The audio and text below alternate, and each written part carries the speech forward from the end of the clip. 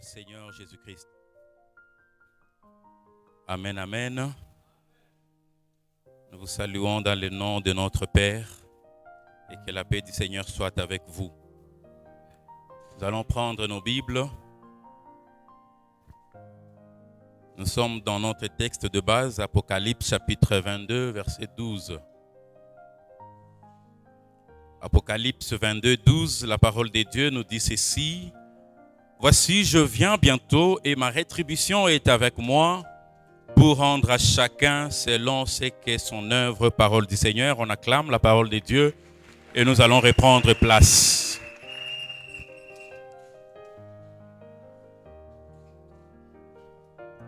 Je vais faire une deuxième lecture. Nous sommes dans le livre de Matthieu, chapitre 25. Ça sera une petite longue lecture. Matthieu 25, du 1er au 10e verset. Il est dit ceci. « Alors le royaume des cieux sera semblable à 10 vierges qui, ayant pris leurs lampes, allèrent à la rencontre de l'époux. 5 d'entre elles étaient folles et 5 sages. Les folles, en prenant leurs lampes, ne prirent point d'huile avec elles, mais les sages prirent avec leur lampe de l'huile dans le vase. Comme l'époux tardait, toutes s'assoupirent et s'endormirent. Au milieu de la nuit, on cria, voici l'époux, allez à sa rencontre. Alors toutes ces vierges se réveillèrent et préparèrent leurs lampes. Les folles dirent aux sages, donnez-nous de votre huile, car nos lampes s'éteignent. Les sages répondirent, non. Il n'y en aurait pas assez pour nous et pour vous. Allez plutôt chez ceux qui en vendent et achetez-en pour vous. Pendant qu'il allait en acheter, l'époux arriva. Celles qui étaient prêtes entrèrent avec lui dans la salle de noces et la porte fut fermée. Je vais prendre notre verset, Matthieu 24, 36 à 38. Pour ce qui est du jour et de l'heure, personne ne le sait, ni les anges des cieux, ni le Fils, mais le Père seul. Ce qui arriva du temps de Noé arrivera de même à l'avènement du Fils de l'homme. Le dernier verset, pour ceux-là qui sont en train d'écrire, Matthieu 25, 13. Veillez donc, puisque vous ne savez ni le jour ni l'heure. Alléluia. Nous avons commencé ce message depuis le lundi avec l'homme de Dieu, Daniel. On a développé pas mal de sujets, mais nous sommes en train de parler sur le thème, le retour du Christ. Et je l'avais dit le jeudi, si vous vous rappelez très bien avant la fin de l'année, quand je prêchais encore du haut de cette chaire, j'avais dit à l'église que j'avais un message que Dieu m'avait donné et que je donnerais à l'église. Et comme nous étions dans un séminaire, j'avais déjà un message préparé au préalable. Le message, je l'ai donné à la fin. Et j'avais dit ceci. Le Seigneur m'a dit que nous puissions préparer l'église à sa rencontre. Que nous puissions préparer l'église à son retour parce qu'il vient très bientôt. J'avais dit l'église est dans la distraction. Nous sommes en train de nous renfermer dans des conflits inutiles, dans la haine, dans le querelle, dans les rancœurs. Et pendant ce temps, le Seigneur est à la porte. Si vous vous rappelez, je l'avais dit ici. C'est même dimanche, pendant que nous étions en réunion du comité paroissial, les pasteurs responsables l'avaient encore évoqué. Le pasteur Pierrot dit qu'il avait le même message, que l'on devrait préparer l'église au retour du Seigneur Jésus-Christ. On a même pris un moment de prière qu'on a commencé avec du comité paroissial et après toute l'église. La même semaine, il y a un frère qui est venu de Goma, qu'on ne connaît pas. Il a vu la maman présidente. Il est venu disant qu'il avait un message que le Seigneur lui a donné pour l'église. Et c'était le même message. Il a donné le message au pasteur Pierrot. Le pasteur Pierrot nous a partagé le message. Et quand on a programmé les enseignements, l'apôtre nous a envoyé aussi le message qu'on devrait traiter. C'était le même message. Alors, quand il y a une insistance comme ça, il est temps que nous fassions attention. Quelque chose est en train d'être annoncé à l'église. C'est le temps de se réveiller. J'ai l'habitude de dire ceci. La fin du monde n'est pas pour aujourd'hui. Et j'insiste encore pour vous dire que la fin du monde n'est pas pour aujourd'hui. Donc on a encore tout le temps, ou vous avez encore tout le temps. Parce que la fin du monde n'est pas pour aujourd'hui.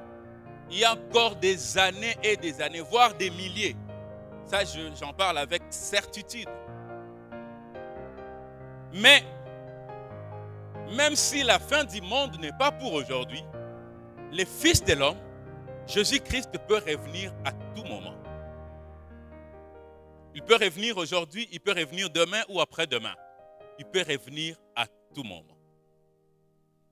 Alors, soyons prêts à aller à sa rencontre dans les airs.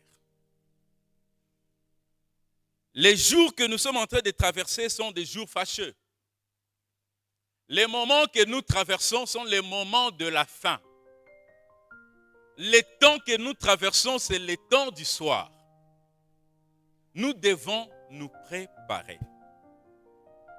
Avant de développer le petit message que j'ai lu dans les livres de Matthieu, il y a eu pas mal de questions qui m'ont été posées pendant la semaine. On m'a envoyé certaines questions. J'aimerais y répondre pendant 5-10 minutes et puis évoluer. Il m'a été posé la question de savoir les nouveaux cieux dont je fais allusion pendant la semaine et la nouvelle terre. Est-ce que réellement ils existent? Et quels sont les passages qui en parlent? Est-ce qu'il y aura une nouvelle terre? Est-ce qu'il y aura un nouveau ciel? Oui, bien aimé, il y aura un nouveau ciel, il y aura une nouvelle terre. Cette histoire-là, je vais scandaliser quelqu'un. Cette histoire-là, quand on vous dit « nous allons vivre au ciel éternellement », non. C'est un faux enseignement. Quelqu'un me dit « oh, comment tu peux dire ça? Mais c'est ça notre doctrine. Nous savons que nous allons vivre au ciel éternellement. » Ce n'est pas ce que la Bible dit. On ne vivra pas au ciel éternellement. J'ai donné une série d'événements pendant la semaine et je ne saurais plus rentrer sur tout ça. J'avais dit on aura un moment, un enseignement qui sera programmé par les pasteurs. Et là, nous allons beaucoup parler sur l'eschatologie. C'est une matière vaste. Il y aura pas mal d'enseignants qui seront en train de circuler ici pour que l'Église comprenne ce qui arrivera. Et pendant que j'ai donné la succession des événements, j'ai dit que nous serons enlevés, bien sûr. Nous serons à la rencontre de notre Seigneur dans les airs, au ciel. Et cela, c'est pour un moment. La Bible nous parle de 7 ans. Nouveau ciel, nouvelle terre. Apocalypse chapitre 13, verset 18. Vous pouvez lire, vous pouvez exploiter ce verset à la maison, c'est bien clair. C'est ici la sagesse. Et c'est lui qui a l'intelligence. Apocalypse 21, 1. Puis j'ai vu un nouveau ciel et une nouvelle terre. Car le premier ciel et la première terre avaient disparu. C'est-à-dire la terre que nous sommes en train de voir disparaîtra. Même les cieux disparaîtront. Ces cieux-là ont été souillés par la présence du diable. Il était là. Alors Dieu ne va plus continuer à vivre dans un ciel souillé. Quelqu'un me dit comment le ciel peut être souillé. C'est un langage. Parce que Dieu, il est saint. Alléluia. Mais la Bible nous dit que ces cieux-là aussi disparaîtra. Il y aura un nouveau ciel. Ce n'est pas moi qui le dis, c'est la Bible. Il m'a été demandé de savoir le nombre de 666. Je parlais de ça ici. Et j'ai dit qu'il y aura la marque de la bête qui sera plaquée sur le front des gens et sur la main droite. Et j'avais dit que ce nombre de la bête ne sera pas un chiffre 666, non. Ça sera un nombre codé. Je vous ai montré que cette histoire a commencé aujourd'hui. On commence déjà à préparer ces systèmes avec le nouvel ordre mondial. Et ça sera caché. Comme aujourd'hui, tout le monde, on peut l'identifier par un numéro de téléphone. Tout le monde ici a un numéro de téléphone. Mais à ce moment-là, il y aura un numéro qui va identifier tout un chacun. Je vous ai parlé des passeports. Autrefois, nous avions des passeports normaux où pour identifier une personne à l'aéroport, il fallait qu'on regarde la photo. Est-ce que réellement c'est cette personne-là? Et après, nous avons basculé au passeport semi-biométrique où il y a les empreintes et autres. On sait voir si réellement c'est la personne. Et après, nous avons basculé dans le passeport biométrique. C'est-à-dire en mettant juste le passeport sur la machine, on sait avoir toute ton identité. Mais les jours viendront où on n'aura plus besoin, où les gens n'auront plus besoin de ces passeports. Tous seront implantés dans un système informatique. Microsoft travaille déjà sur ça. Il y aura un système. Microsoft est en train de travailler sur une petite puce, une expérience. Cherche où est-ce qu'on va implanter la puce. Mais selon les expériences, la puce n'a accepté nulle part dans le corps si ce n'est que sur la main et sur le front. Et moi, je me dis, quelle coïncidence. La Bible nous dit dans Apocalypse 13, 18, c'est ici la sagesse, que celui qui a de l'intelligence calcule le nombre de la bête, car c'est un nombre d'hommes.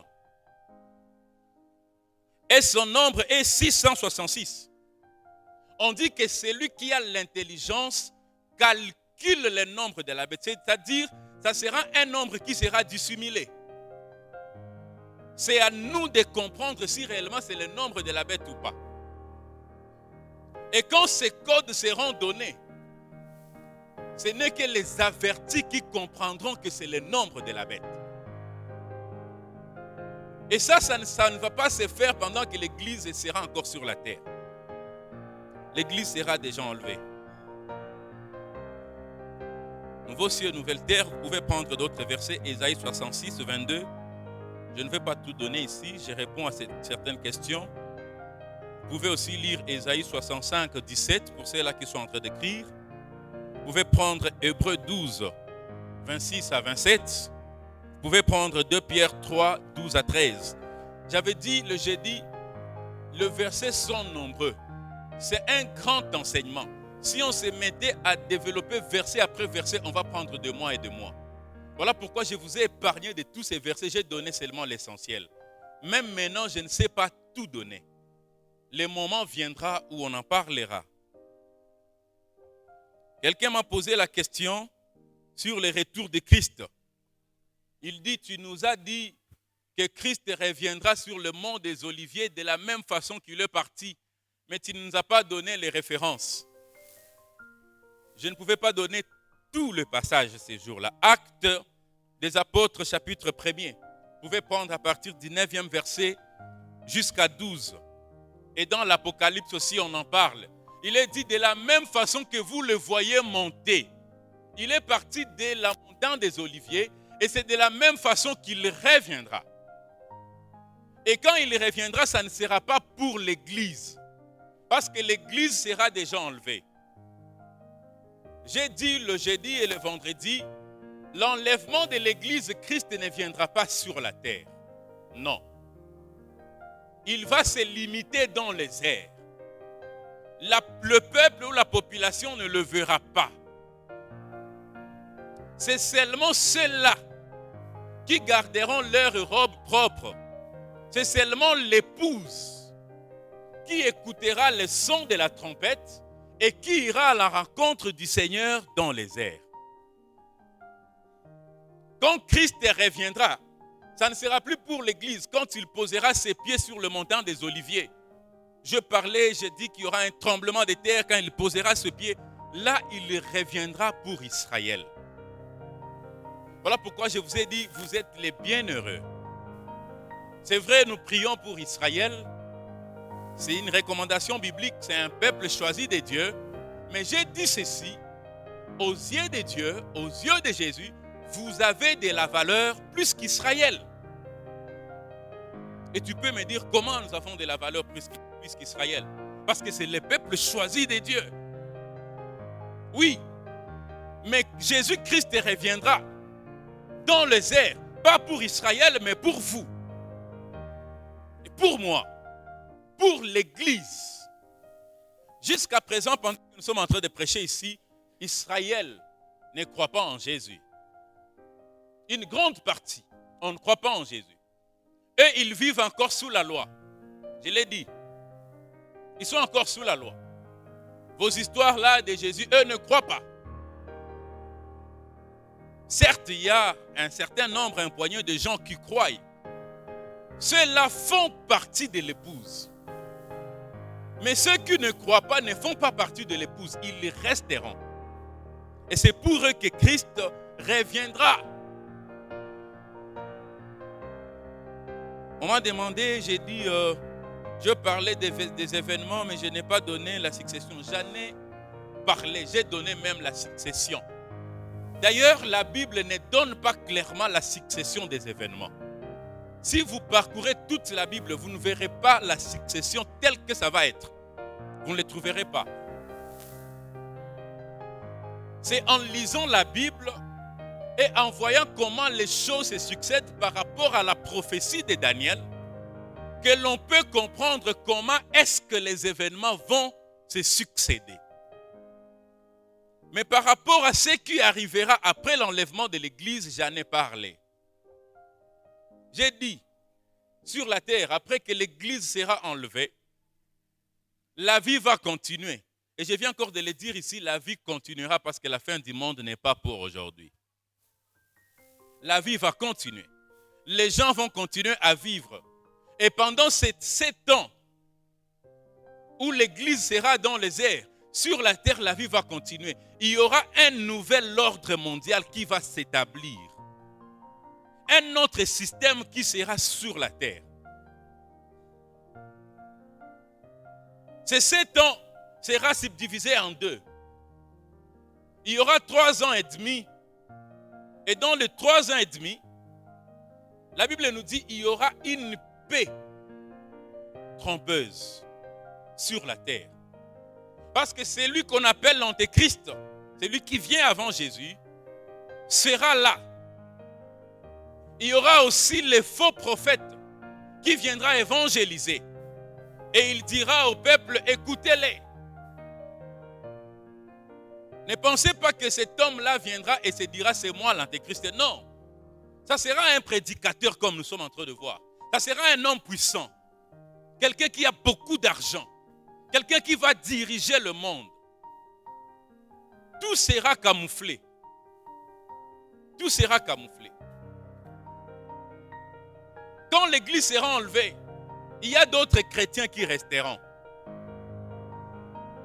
J'ai fait une prière la fois passée en disant que Dieu t'aide, que tu ne sois pas parmi ceux-là qui rateront l'enlèvement de l'Église. Parce que ce qui se passera sur la terre après l'enlèvement, ça sera horrible. Horrible. Il y aura une fausse paix pendant 3 ans et demi où le système changera. On va donner aux gens les cachets et autres. Personne ne saura ni acheter, ni vendre, ni se déplacer si tu n'as pas les systèmes, les codes. En d'autres termes, la marque de la bête. Parce que tout sera implanté dans ces systèmes. Une petite puce dans laquelle, en identifiant, on sait voir tes numéros de compte, on sait voir tes dossiers médicaux, on sait voir tes identités, on sait voir tes recommandations, tout sur toi, toutes les informations te concernant, on sait voir dans la puce. Et pour se déplacer, pour payer les métros, les transports, les bus, il faudra utiliser la puce. Pour acheter dans des supermarchés et autres, il faudra utiliser les systèmes. Celui qui n'aura pas les systèmes, comment est-ce qu'il vivra? Il ne saura ni acheter, ni vendre, ni se déplacer. Comment est-ce qu'il vivra? Alors les chrétiens avertis qui resteront sauront que dans cette puce-là, c'est une marque de la bête. Parce que la Bible nous dit, tout celui qui aura reçu la marque de la bête, il n'y aura plus de pardon. Il est automatiquement condamné. Alors les chrétiens qui rateront l'enlèvement refuseront de prendre la puce. Ils vont refuser. Je ne sais pas comment est-ce qu'ils vont vivre pendant les 3 ans et demi, mais ils refuseront. Et après, celui qu'on appelle Antichrist va commencer l'œuvre. Ils vont enlever maintenant ses griffes. On va commencer à persécuter le chrétien d'une manière atroce. Et il ira trop loin, il va même s'installer au trône de l'église. Ça sera dans les temples qui sera reconstruit, les temples de Jérusalem. Il va s'installer là-bas. Ce sont les événements qui vont se passer pendant que l'église ne sera plus là. Et cet antichrist-là va s'autoproclamer Dieu. Alors qu'auparavant, Israël aurait déjà fait des alliances avec les systèmes. Mais quand ce monsieur va s'autoproclamer Dieu, Israël s'opposera. Parce qu'Israël restera, sera là, vivra ces événements. Et les chrétiens qui ne seront pas avertis resteront, vivront ces événements. Alors, le monde entier qui sera déjà un système. D'ailleurs, aujourd'hui, les systèmes se préparent déjà avec l'ONU. Aujourd'hui, nous avons les organisations des Nations Unies. Quand bien même il y a des branches, mais c'est un seul système qui est en train de contrôler le monde dans tous les domaines. Médical, logistique, alimentaire et autres. Il y a déjà un système qui est en train de contrôler le monde. On avait forcé ici les gens à prendre le vaccin Covid à un certain moment. Et tu n'as pas le vaccin, tu ne voyages pas. Heureusement, Dieu nous a fait grâce. Le Covid a eu peur de Bukaviens et de Congolais parce qu'on a un Dieu vivant. Alors le moment viendra où on va imposer le système qui sera là. On va imposer à tout le monde un système qui refusera. Et la guerre, quand Israël s'opposera, le monde qui sera dirigé par un seul homme va faire la guerre contre Israël. Une question m'avait été posée le jeudi, me disant, mais la Bible nous dit que tout Israël sera sauvé. Quel est le sort de ces gens-là qui meurent déjà dans le péché et qui font partie des enfants d'Israël? On me posait encore la question de savoir, Israël a déjà pris des alliances avec d'autres peuples. Il y a ceux-là qui se sont mariés, il y a le métissage. Maintenant, tous ces enfants-là qui ont le sang juif, ça sera comment? Écoutez, Dieu, il est Dieu, et on ne peut pas le corrompre. Que tu sois israélite ou pas, tu meurs aujourd'hui dans le péché, ton sort est déjà scellé. Il n'est pas dit que tout celui qui est israélite, ancien, celui qui sera vivant pendant ces événements et celui qui sera dans le futur, tous seront sauvés. La Bible dit très bien, tout Israël.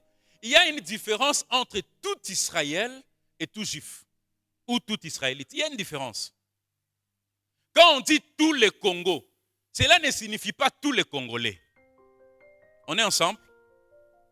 Cela ne signifie pas tous les Congolais. Il y a des Congolais qui sont déjà décédés. Et d'autres sont en train de naître. Mais quand on dit tous les Congos verront cet événement, c'est ceux-là qui seront présents pendant cet événement-là. Alors quand on parle de tout Israël, la guerre qui viendra, quand le monde entier se tournera contre Israël, pour frapper Israël, parce qu'Israël n'aura pas de force. C'est seulement, il n'y a pas quelques mois ici, les Hamas s'est introduit en Israël, on a frappé, on a même pris des otages. Quand bien même Israël est en train de frapper les Hamas, mais vous avez vu ce qui s'était passé.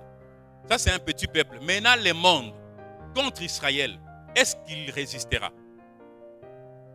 Avec toute l'armure que nous sommes en train de voir chez Poutine, là, Satan et autres, Israël résistera?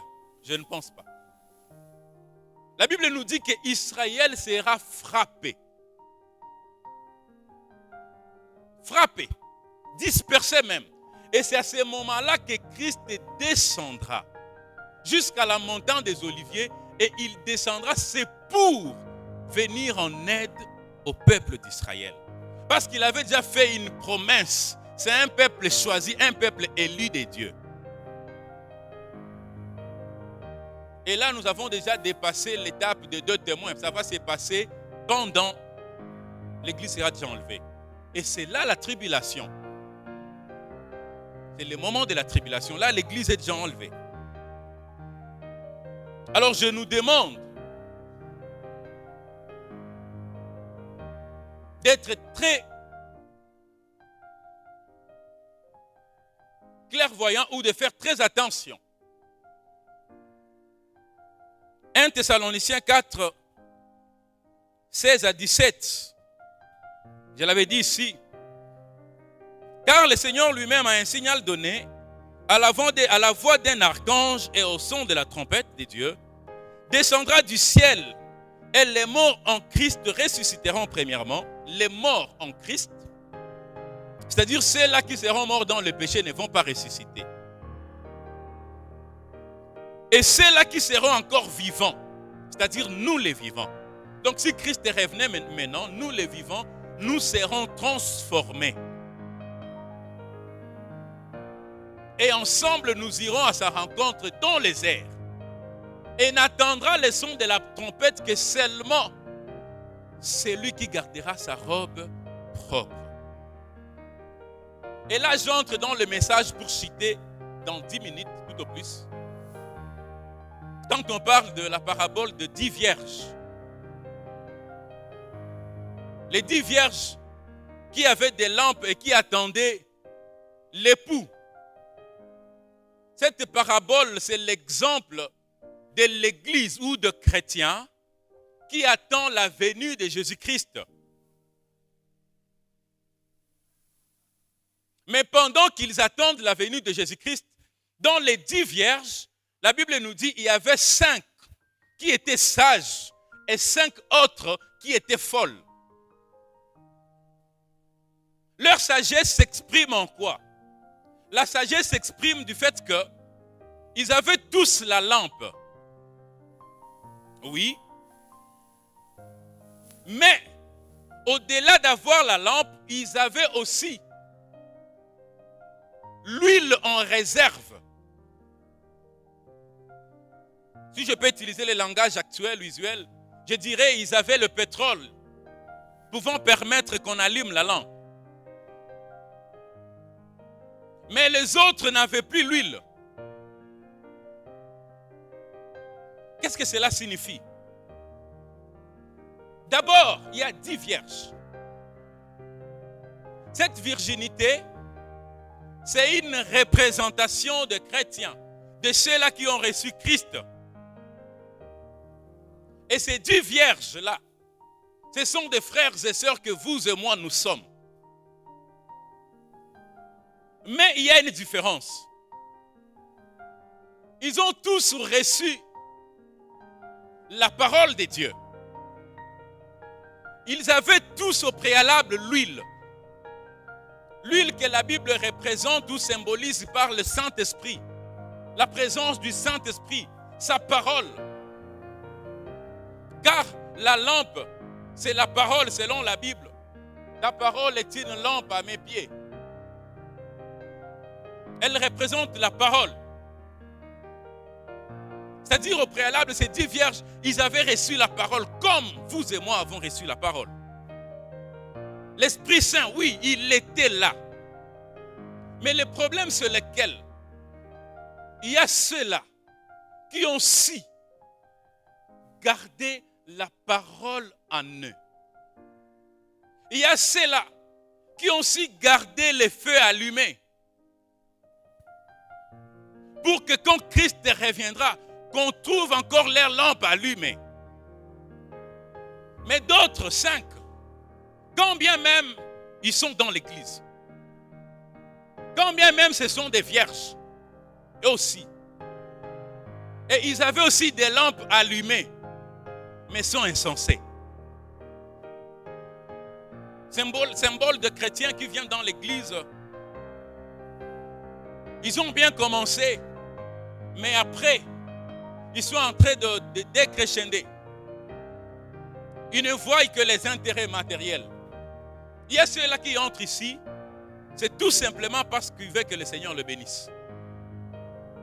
Et vous allez voir quand nous prions, si nous disons, prions pour que le Seigneur ouvre les portes, qu'il bénisse l'église. Là, on le fait avec fracas, avec force. Il y a d'autres qui sont là, tout simplement parce qu'ils veulent que le Seigneur leur accorde le mariage. Il y a d'autres qui sont là, ils attendent que le Seigneur ouvre les portes d'emploi. Mais avec le mariage ou pas, reste, garde ton identité. Le travail ou pas, reste chrétien. Nous avons connu certains frères avec qui nous étions ici. Ils étaient fervents quand ils étaient dans le chômage. Et ils priaient tous les jours, Seigneur, souviens-toi de moi. Les jours où le Seigneur s'est souvenu d'eux. Pendant que nous sommes en train de parler maintenant, ils ont perdu l'identité. Voilà pourquoi il y a d'autres qui parfois ils prient. Et Dieu le regarde parce qu'il sait sonder le cœur et le rein. Il dit, si je t'ai donné seulement $1000, toi tel que tu es là. C'est la folie. Quand tu n'avais rien, tu étais fidèle, tu priais. Mais on te donne $1000, c'est la folie. Comme si tu n'as jamais vu. D'ailleurs, un billet de $1000 n'existe pas. C'est le même billet de 100 que tout le monde palpe ici. Alors, le billet de 100 fois nombre, ça fait 1000, 10 000, 100 000. Même si tu as 1 million. Kadhafi en avait combien?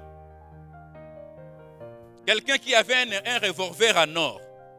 Ses balles étaient en or. C'est-à-dire, même tirer sur toi, c'est un privilège parce que ses balles étaient en or. Mais malgré ça, quelle était sa finalité? Son cadavre a été exposé pendant plusieurs jours. Tout le monde passait le voir torse nu. On l'a enterré dans le désert, comme un chien. À quoi bon de gagner toute la terre et de rater le royaume? Que le Seigneur nous aide. Pour que quand il reviendra, que vous et moi soyons à sa rencontre dans les airs. Ce que nous sommes en train de voir sont passagers. C'est éphémère. Dis à ton voisin, ne rate pas l'enlèvement de l'église.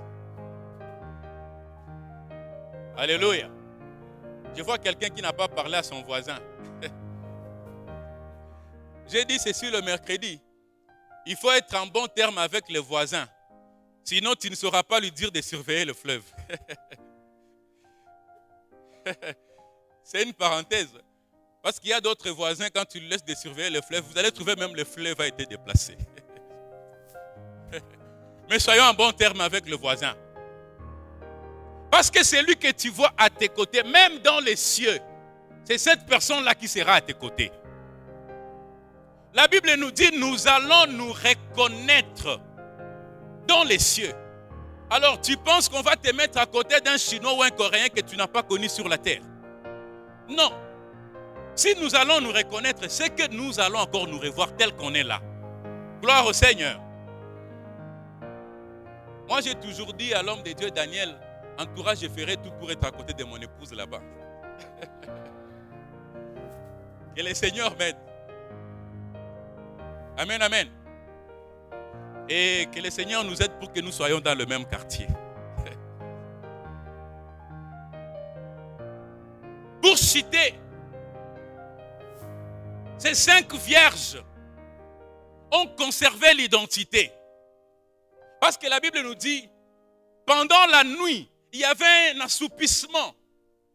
Il y avait une fatigue. C'est-à-dire, le temps était allongé. Il peut arriver que, même ce que nous sommes en train d'attendre prenne du temps. Jusqu'à ce qu'on commence à somnoler. C'était le moment de la nuit, le temps du soir que nous sommes en train de traverser. Les 10 vierges tous somnolaient. Mais pendant qu'ils somnolaient, 5, même dans leur somnolence, ils gardaient l'huile. Dans tout ce que vous traverserez, même dans votre somnolence, gardez la présence du Saint-Esprit en vous. N'abandonnez pas la foi. Dans vos entreprises, gardez l'identité chrétienne. Dans vos activités, gardez l'identité chrétienne. Parce que la Bible nous dit, quoi que vous fassiez, quoi que vous mangiez, faites tout pour la gloire de Dieu. C'est-à-dire même en mangeant, pour la gloire de Dieu. Que ça ne soit pas pour notre propre gloire. Et surtout comme on nous a amené TikTok, Facebook et autres. Oh. Tout le monde aime faire le buzz sur TikTok. On veut apparaître. Est-ce que j'ai dit que c'est un péché? Non, je n'ai pas dit ça. Soyez présents sur TikTok, mais ayez la présence du Saint-Esprit en vous. Pour que quand il reviendra, que vous soyez là. Malheur à celui qui ratera l'enlèvement de l'Église. Malheur. Malheur. Si aujourd'hui tu ne sais pas te garder pur à cause d'un iPhone Pro, maintenant demain, quand il faudra avoir la puce pour faire toute forme d'activité, est-ce que tu vas résister? Si aujourd'hui tu ne sais pas te garder pur tout simplement à cause de la lotion, est-ce que tu sauras te garder pur demain? Le frère Patrice avait dit, si vous entrez dans une église, on ne prêche pas l'enlèvement de l'église, quittez. Parce que l'objectif de l'église, ce n'est pas les bénédictions matérielles, non. La Bible nous dit, cherchez d'abord le royaume des cieux. Et les restes vous seront donnés par-dessus tout. C'est votre droit. Mais d'abord, le royaume des cieux. Que nous soyons rassurés que quand il reviendra, que vous et moi soyons au rendez-vous. Il ne faudrait pas que quand l'époux viendra, que c'est ce moment-là qu'on commence à chercher l'huile. La Bible nous dit, la porte sera déjà fermée. Cherchons l'huile maintenant, avant que la porte ne soit fermée. Après l'enlèvement de l'église, ça sera tard. Ça sera tard. C'est le moment de chercher Christ. Tu es encore dans le péché, abandonne. Abandonne. Il est lent à la colère et riche en miséricorde. Et c'est pour toi que cette parole est donnée aujourd'hui. Ses mains sont encore ouvertes. Il te dit, reviens mon enfant. Comme cet enfant qui était égaré, il te dit, reviens. Ta place est encore là dans le palais. Christ te dit, je m'en vais vous préparer une place et je reviendrai. Pour que là où je serai, que vous y soyez. Dans les airs, que nous soyons avec lui. Même quand il descendra, que nous soyons avec lui dans ses règnes des millénaires et dans l'éternité, que nous soyons avec lui. Ma prière ce matin est que quand Christ reviendra, que vous et moi soyons présents au rendez-vous. Nous allons baisser nos têtes pendant quelques minutes dans la prière. J'irai là-bas parmi les Près d'Emmanuel, me console. Passa mon temps, à la louange. L'ancien Yvan va s'avancer. Tu as Jésus, un grand. Oh, j'irai là-haut, j'irai là-haut, parmi les anges, près d'Emmanuel, me console. Passe